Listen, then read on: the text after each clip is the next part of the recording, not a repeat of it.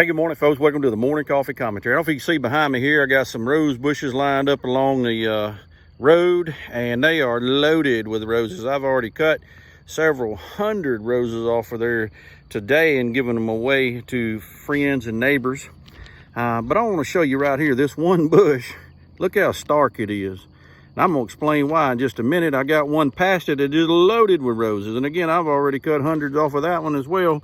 But this one right here is really struggling to produce roses. There's some roses down in there. Now, I'm going to show you why. Give me 2 seconds of dizziness here to get my video set up.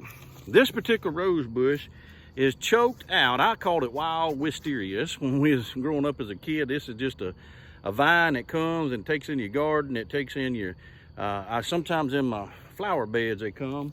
And it's just an old slick, it ain't good for nothing. It's just an old slick vine. It gets in there. See, it ain't got a thorn on it or nothing of that nature. But it doesn't do anything except for choke out my good stuff. Now down in there, I mean, look at here. There's roses down in there that are awesome.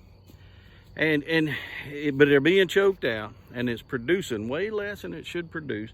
I've been pulling on this thing for 30 minutes, getting it out of there, and it realized that, hey, this is a good biblical lesson I wanted to share with you.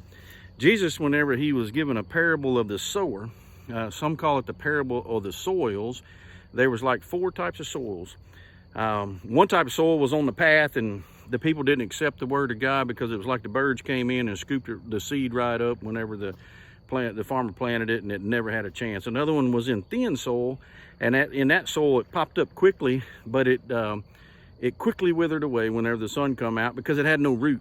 In this particular soil, the seed went into decent soil and it took root, but all of the stuff that grew up around it choked it out. And it's kind of like a person's life when he lets the worries of the world, making money and trying to make a living and trying to do things on their own, come in and steal away their joy, steal away their ability to produce at the level that God has them ready to produce at. See, this bush is not producing because it is overwhelmed with useless vines, and I'm pulling them out of there. Next year I think it's going to be better, and I'm going to show you real quick again. That bush back there doesn't have all those useless vines, and it is doing just fine. World sure could use a little good news today.